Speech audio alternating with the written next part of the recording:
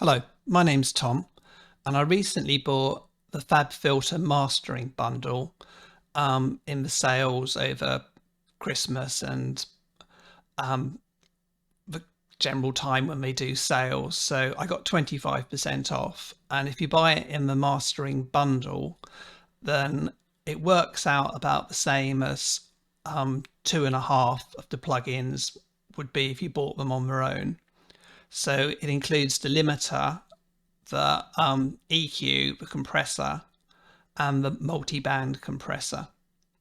And also I bought it through Plugin Boutique, so you get a bit of cash back on that. So I got just over £10, maybe about $15 from that. So you might as well buy it through that if you're doing it. And then once you've opened an account with Fab Filter, you then get sliding discounts on any other plugins you buy. So the more you buy, the cheaper it gets to buy each one.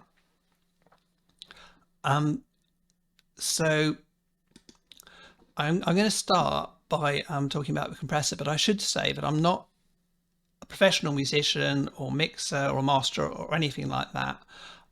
I just basically do it in my spare bedroom, and I'm just trying to make better bedroom demos, and everything I say is going to become coming from the perspective of that, and whether it's, if you're at that kind of level, is it worth you paying for them, because they are still quite expensive plugins, and sometimes it can make just a small difference or no difference at all. Sometimes free stuff can be just as good.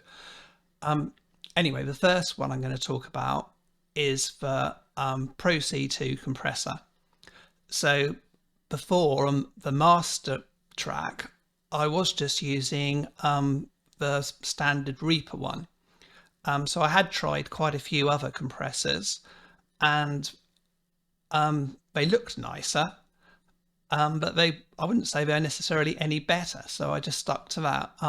For the bass, I'll show you that in a minute. And I did find one which was slightly better than the stock ones in Reaper, but not much. But on the compressor here, you've got a whole load of presets on here. I would say the ones which they recommend for certain styles are a pretty good starting place. So I would start with that, and then you can just fine tune it yourself. You can pretty much do everything you would want to do within a compressor that I can think of anyway. And you've also got a whole load of different styles. So some companies might sell loads of different compressors. I don't know, $40 each, which might be cheaper for lots of different, they might do like a classic style, opto style, whatever. But this really does a whole load of different flavors as well, and pretty much does every tool you want. And I found it did make it better. It was better than the stock ones, and it was better than any other ones I'd used. Not just on the master, but also on the individual tracks. On some it's more noticeable than on others. So on the bass, I'll show you what I was using on the bass. So I was using this on the bass, Pulsar Smasher, and that's definitely better than the stock ones. But I think it took it up an extra notch when I used the Pro C2 ones. And what I have also used on this, which I wasn't doing before, is I also used limiter. So I actually just used a bass preset limiter. And it didn't make a huge amount of difference, but it does make just that little bit of extra difference. And these kind of add up over time. What I'll do is I'll just give a quick example of using it on the master and on the drums. Well, I suppose the other place I did use it is on the is actually on the drums. So there is compression on the drums already, just within the actual VST of them. There's some basic compression, but I added in some extra compression, just groovy glue. This just made it like a tiny little bit better, but these do add up. So what I'll do is I'll play a bit of a track, and I'll take these off to start with on all of these, and then I'll just gradually add them back in, see if you can see much difference. So I'll put back on the stock ones, and then I'll play it. And what's the other one on the bass?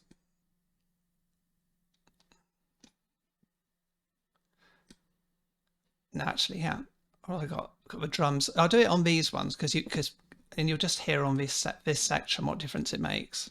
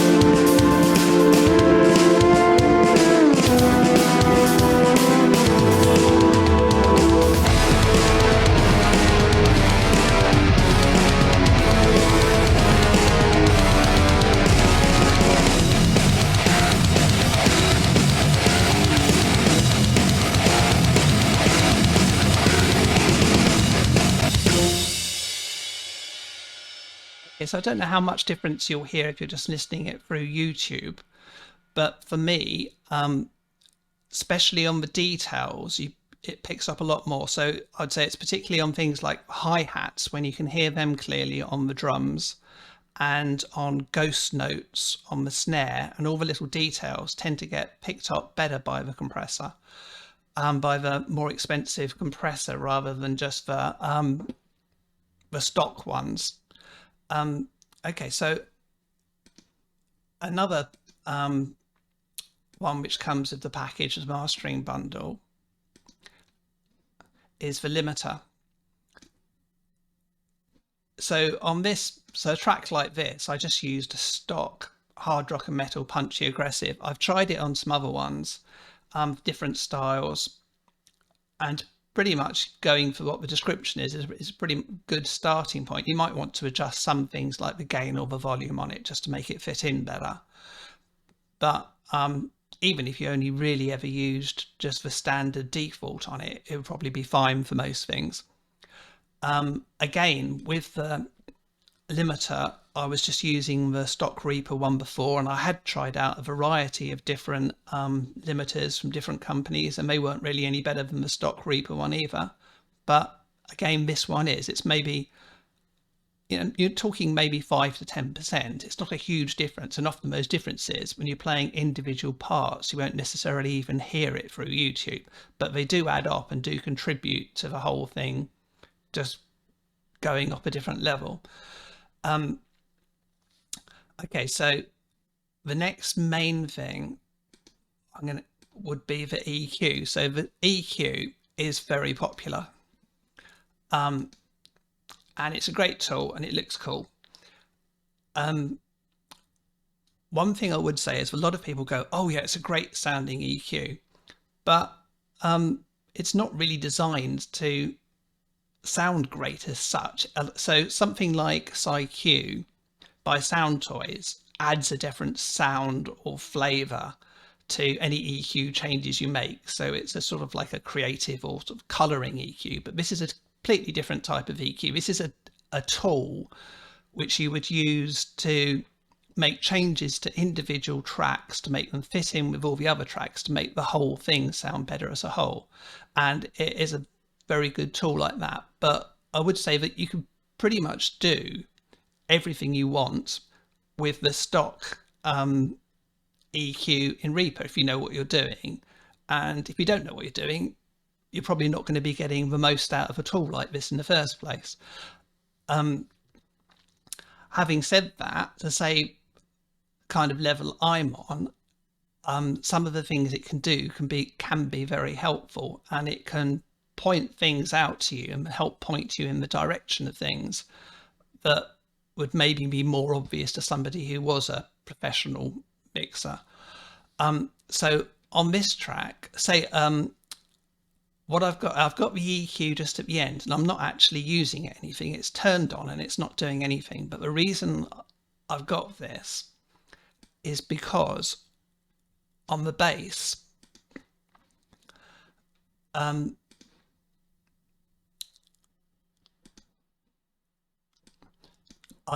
what I've done is, what you can do, one of the main things you can do is, if you set it on any other tracks, then you can open it up, you can connect to the other track so it shows on the graph, and then if you click on this bit here and it goes red, then what it will do is it will highlight in red any bits where you're getting collisions. So probably the most common bit, if you're doing just rock or pop music, would be where the bass drum overlaps with the frequencies with the actual bass, and then it can get a bit muddy and you can't hear things properly. And well, I'll just play a bit on this. I'll play a bit from the beginning, and then I'll take it on and off, so see if you can see the difference.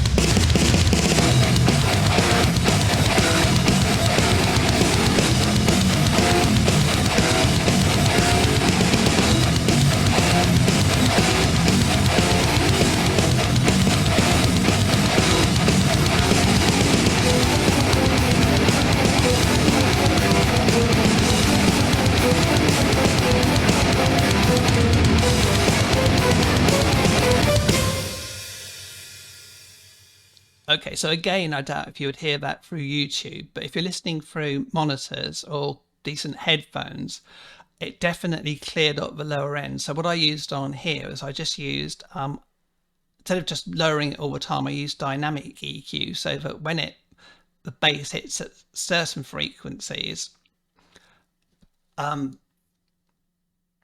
it just gets, it just moves away to allow room for the drums. So they fit in better with each other. And yeah, so if you click those, you'll see it, so it can give you an idea of what it's doing, and then you can add the bits in, and you can also just sidechain itself, so it will do it automatically yourself. In this case, it was easier just to do it this way. And I mean, in this example, this is be a very common thing you would do with sort of basic mixing. So I don't necessarily need a Pro Q3 to point it out. But when I've done some other styles which are a bit more complicated, where you've got other instruments, so it could be if it's orchestral things, or even if it's just keyboards. So keyboards we've got lots of keyboards. It's a lot harder to mix because it's not sort of divided into more or less convenient layers like guitar, bass, and drums, where you just need to do a bit of, you just need some high and low passes sometimes to just create their own space, and then maybe do a bit of cuts on the bass to help it fit in with the drums. It gets a bit more complicated with some other arrangements, and then this is where a tool like this comes in really useful. It can point out things to you that if you're not an experienced mixer might not be so obvious, but then when you actually see what's going on and you try something else, you can then hear the difference. So yeah, so it is a useful tool. Again, on these, you've got all the whole load of standard EQ settings and pass, the sort of things you want to do, you can play about with and try. And you can also do things like EQ match. So if you wanted to have make a sound more consistent or similar, that's quite useful. But what you can also do, which is a good thing, is you can reverse it. So if, for example, you had two guitar tracks and you wanted to make them sound more, the different parts sound more distinct from each other, what you could do is get an EQ match from one track, and then you can reverse it as a starting point to make it sound, to make the other guitar track in a similar frequency range stand out better. So yeah, you don't need this to make it sound better, but it is a really good tool. The other one, which comes with the package, is Pro MB, which is the multi-band compression. I've played about with this quite a lot, I'll just show you what some of the presets look on it because I'm not using it for anything. You've got mastering ones, you've got different things to try, but I haven't actually, watched quite a few videos on it and I've played with it quite a bit, but I haven't found it to be a lot of use for me. Strangely, what I do use is I just used a repub, a multiband compression at the end of the master, and this is just a default preset, and all it does when you run it, actually I'll just play a little bit, as you can see